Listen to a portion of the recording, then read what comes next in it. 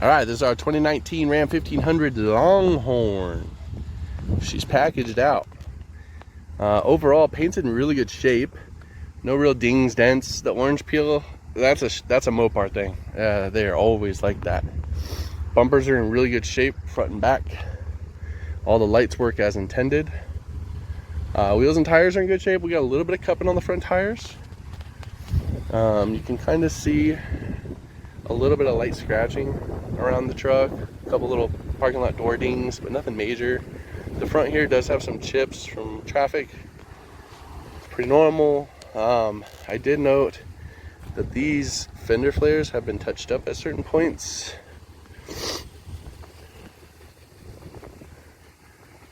But all that looks good. Our sensors are freaking out. They did disable while I was driving. They were working at first.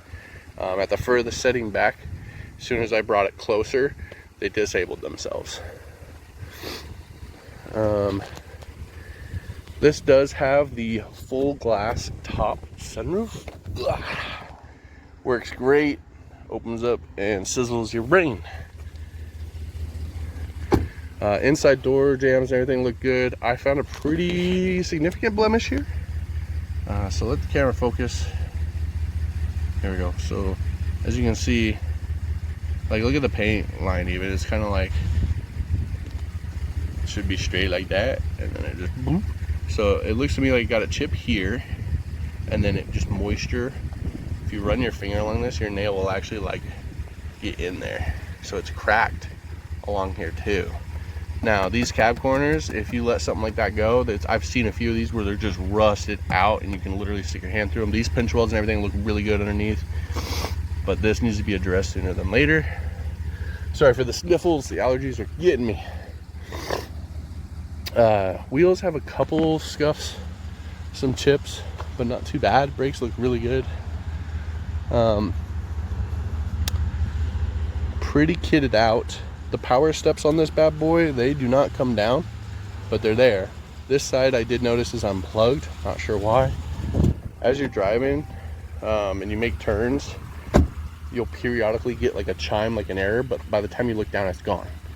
So I just literally went in this parking lot and just made circles until I saw it to see what it was saying. And it says like steering or steps are not responding, service soon or something like that. So that's not fun. So we got a couple electrical steps. The adaptive cruise, it shuts off the forward lane collision, shuts off the lane keep and line assist and all that stuff. So I was not able to make sure all that worked by the time, because I got it working and I started using the stuff and it turned off. So gotta get that addressed. All right, we're gonna do a quick startup. It is gonna be a warm start, but I always like to give you a startup. So just bear with the camera and I'll be right back.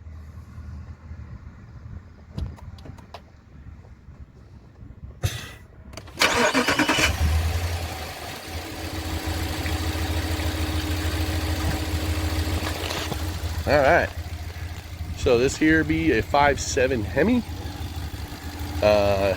Does pretty good. Started right up when I first got in it. I wasn't able to get the remote start because she's got low fuel light on. Anytime there's low fuel, they will not let you use remote start, so it doesn't run out of gas. Fluid, oil's a little over the full mark, but nothing to concern yourself with. Brake fluid looks really good for this mileage this year. I saw like a 22 or something the other day where it was almost black, so it was really good. Someone's paying attention. Electric power steering system. I did get a picture over here, but on this cooling hose there's two clamps, the factory one and an aftermarket one. That's a no-no. Either one's good or one's bad. You use one. Not sure if this hose had to be replaced as part of that T-stat. It all looks pretty new there. Belt is also pretty new, so could have been a repair, but always just one clamp. Two clamps, that's a problem. Makes like a pinch zone. Don't do that. Air boxes, they went to bolting these in, so I can't check those. We told the dealers we would not disassemble the trucks. Overall, sounds pretty good. You do hear a little bit of the injector pulses, but normally if these are having any issues with MSD, you get kind of like a fluttering tick. And that's just because the metal shavings are attracted to the magnets and you hear that. Overall, really good. On cold start in gear, there was no exhaust tick or anything like that, so that's good. And then over here, you can see on the bolt here, get it in there. You see the circle around the bolt? That means someone's ratchet's been on there. So I don't know if the radiator was removed or serviced, or if they had to take that out for something. The radiator doesn't look too old. It is a Mopar radiator, so that's good. Big old electric fan, everything doing what it should. AC blows very nice. So the core support and stuff, like as you see, none of this stuff's been messed with. So it's not like the core support was replaced or anything like that. I know the cooling systems get really acidic on these Mopars, and the fins, the plastic ends and stuff are pretty prone to fail, so it could have been like a warranty thing or something.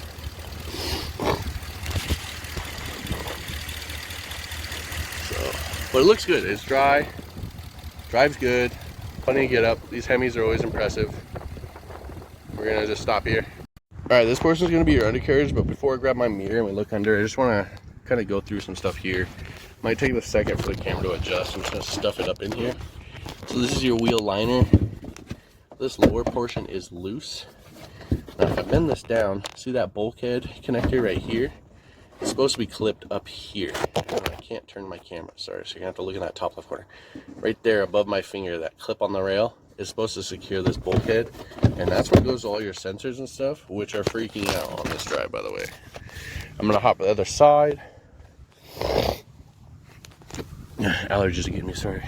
So this lower sheet here is gone, but it's kind of nice because I can see up in here your frame rail. I did pull that other one out when I was deeply looking, but you can see frame rails are in really good shape. Camera might not be able to see it. I'm gonna stuff it in here again. Sorry. Woo! Allergies got me. I had to pause for a minute. So you can see the bolts at the end of the rail here. So those bolts there, they all look good, and like the foam and everything's still there. All the plastics are still here. This has like this little chin that folds down when you're on the highway, but all of it looks good. The only thing I could think of, like this toe hook looks like it's been replaced, because the other one's kind of like rusty on the other side. This one's like shiny. They are both chrome, but if they were in the same amount of time, they should look the same. But all of this stuff looks good. Factory welds, all that good stuff. So now I'm gonna grab my mirror and we'll go through some points. All right, we're at the front. Using my mirror, I just look front to back. This shows me if anything's hanging down, sagging on the truck, been dragging, any scrapes, anything wet. I don't see any of that, so it's really good. You'll see like some surface rust on like the steel parts of the truck that weren't coated. They were like bolts, control arms, steering, axles, stuff like that, that wasn't with the frame when it got dipped, right? You'll see it start forming. We're gonna go to the driver's side. Yeah, I do apologize for the sniffles. We had a crazy storm blow all the pollen through this last night. So here you can see your cat frame. As you can see, that surface rust starting to form here. These do have power steps. The bulkhead connector right there, pretty caked up and muddy. Do see like a little connector kind of chilling. I don't know what that is. But it's all connected on this side, but they're not working all the way both sides. And then right here, these trucks are known to get some surface or some good rust in the cab corners here, and I don't see anything like that starting to form here, so that's good. This pinch weld's all still nice and tight. And then you see on your welds, or like where all the rocks hit, you'll start seeing surface rust form there. I always recommend like a good undercoat that treats these before you reseal it. Now we're all the way at the back, so you can see your frame. You do have a frame mounted hitch, stock exhaust. These are a 4-link with coil springs and shock, all in good shape. Spare is there. Diff nice and dry. Can't tell if it's just caked mud at the top of the diff or just dark. And then passenger rail, good shape as well. looking good. Like I said, stock exhaust. We're gonna hop over to the side. All right, so your 4-link here, more of that where the rocks hit, chipped off the cover or the protective coating. Frame looks good, exhaust looks good, driveline looks good. And then you come up here. So same thing. This one looks like it's unplugged. I'm not sure why or what's going on with that. Cat on this side. You can kind of see your transpan here. These are serviced from the bottom. There's a plug. My mirror's a little dirty because it's been storming around here. There's a plug on the bottom, and then they have to go up in and measure. It's fun. Looks good though, nice and dry. That's what we like to see. All right, we're gonna go through our interior. This has got a lot of buttons, so it might take a second here. This truck does have the lane keep, assist, blind spot, and then you can also do your adaptive cruise or just regular cruise. See, I have a Subaru and it's all or nothing. Either you have to shut the forward collision system off or you gotta bear with it. Gear shift buttons do work. Radio volume up on the back, and then source controls in there. Phone controls here. This controls your menu here. Start here at the screen. The map has no idea where we are. I drove through a lake on the way here. It was pretty cool. This does have the 360 backup camera. You can also change it for trailers or truck bed view. The doors are open, so it shut off the side. Sorry about that. Does have heated and air conditioned seats. Auto climate, both sides you can control, works as intended. Parking sensors, tow haul, and traction control with built-in trailer brake, and then CD with auxiliary USB lightning port. Does have the auto 4-wheel drive, doesn't have a lock or anything, but the 4-low works really good, locks up pretty good. The binding is good without any kind of pull in the wheel. Can move your pedals, electric parking brake, so hopefully you don't leave that on and the battery dies. I've been there, done that, don't do that. Auto lights here with memory seats. You can automatically roll the windows down. No tow mirrors, but it still has the foldable option. Excuse me. This is a heated steering wheel in pretty good shape overall. And then your console here, you do have the wireless charging, but I couldn't get it to work on my phone. And then you see this guy here, doesn't really let that shut. This one here shuts just fine. Small upper lid, big rest of the bottom. And then you can kind of move these around. There's a plate in here that you can move and reorganize and shift stuff around.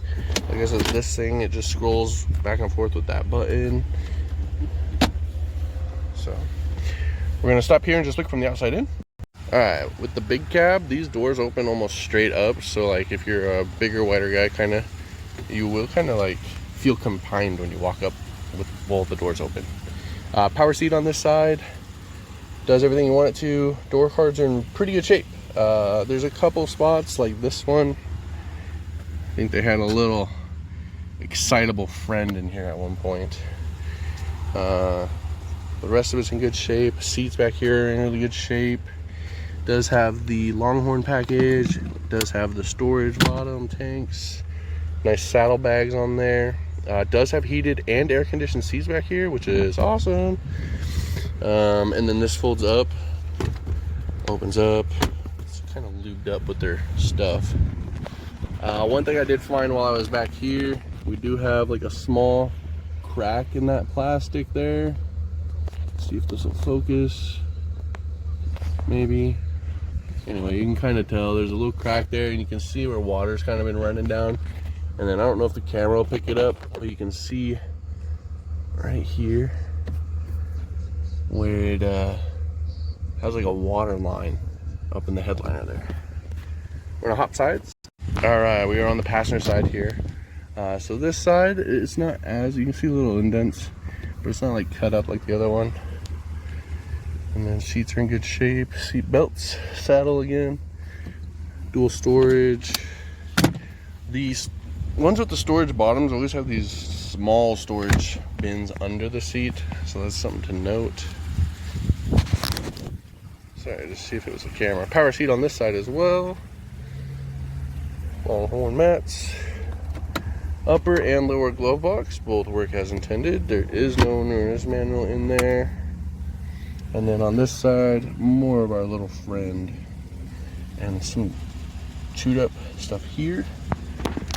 And then right here, I don't know if the sun did its work there or not, but it's like peeled.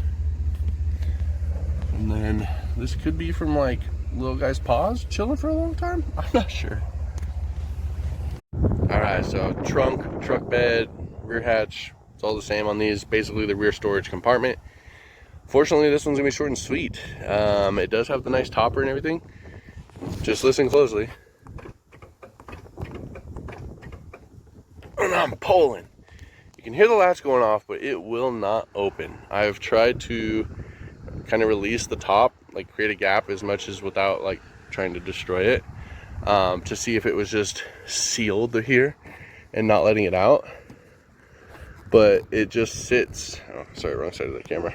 It just kind of sits there on there, and then when the tailgate closes, it pushes these rubber, and that's how it keeps water out and stuff. So it should just be pressured in there. And I mean, I'll be honest folks, I'm pulling as hard as I feel comfortable pulling on a plastic latch, so can't get that open. Backup camera, radar and everything works good, bumper's in good shape, plate lights work. Can't get it open. We'll stop out there. Alright, so here we are on the inside doing our scan. We always like to make sure the VIN here is the same as on the sticker of the vehicle. Is a Canadian sticker on there. I always like to do this part while you watch so you can see what's up. Kind of weird with the forward collision and everything acting up that there's no codes. I always do it twice just so you see.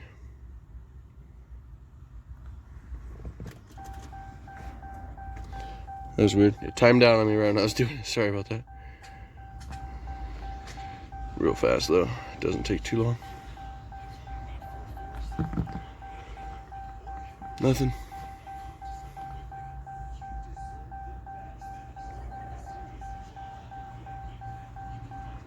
We're gonna move over to monitors and some live tests. All right, this is gonna be our monitors. So we do a 10-mile plus drive with some highway included. I did a good 50-mile-an-hour cruise just to make sure everything gets going. We do have a couple red X's in the evap and O2. So here's one thing. Truck was extremely low on fuel. I actually put 10 bucks in it just to make sure I had the mileage to get through this, because I wanted to be able to drive it as much as I needed to. I will say sometimes the evap system, when most of the gas tank's full of vapor and not actually fuel, that can be a little harder for it to actually be like, well, what's up? O2 sensors should have reset.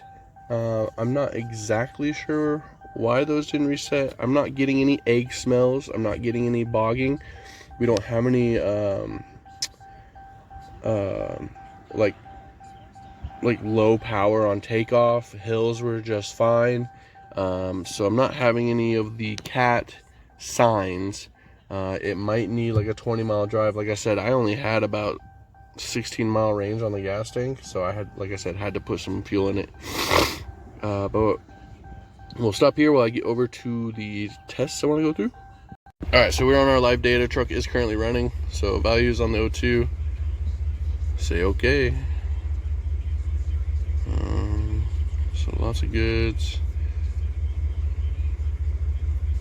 So that's why I said it's not really acting up for O2. It just might need a little more drive because it's sitting here with no fuel. Who knows for how long. And then here, all good. So this has the MSD, or the cylinder shut off. So I'm just looking at counts and everything like that. All looks really, really good. So checks out. And we'll do a little bit of a blip here. See, nothing goes up.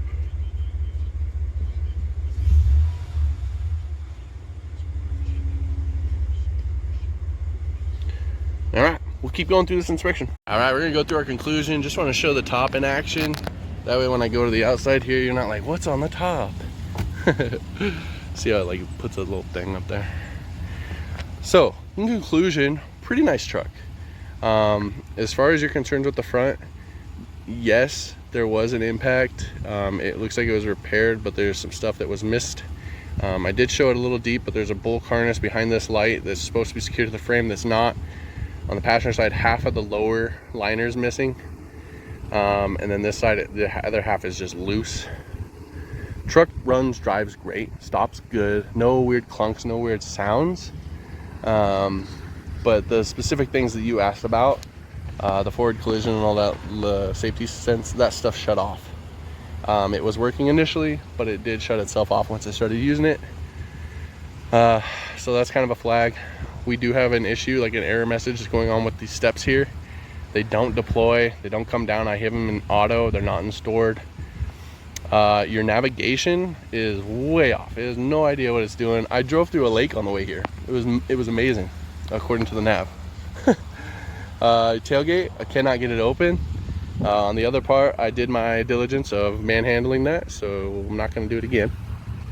It does have power sliding rear window as well as the top. Interior's in really good shape. The door cards do have some little friend marks that he left from getting too excited. And then some cupping on the front tires that you can hear a little bit on highways, that hum. But for you, the electrical stuff can be quite time consuming, even for technicians to take care of, which can add up on the dollar amounts. So for me, if it's not something they're willing to handle with the price or even bring down significantly for price, that's a tough one, because you could end up chasing. I'm just to be honest with you, as a prior tech, I had a guy who chased a little stretch in the littlest wire in the littlest place in an engine bay. It totally messed up the whole drivability of the truck, and it took him days. And that's on your dime, you know what I'm saying? So keep that in mind without a warranty. Electrical stuff can be a headache. There can be ghosts. You did have notes of a prior wreck, and we got some loose panels and some loose wires and stuff in a system that's freaking out, but no codes. So kind of a weird one there. For that, mechanically the truck's great, drives good, sounds good, all the stuff does what it should except for your safety sense stuff, which is the tech part, the steps, and just some of the way the stuff in the front is secured. And I mean, your tailgate doesn't open either. So you got some stuff to get figured out. Definitely stuff to bring to attention here. We're gonna just stop here and wrap this up.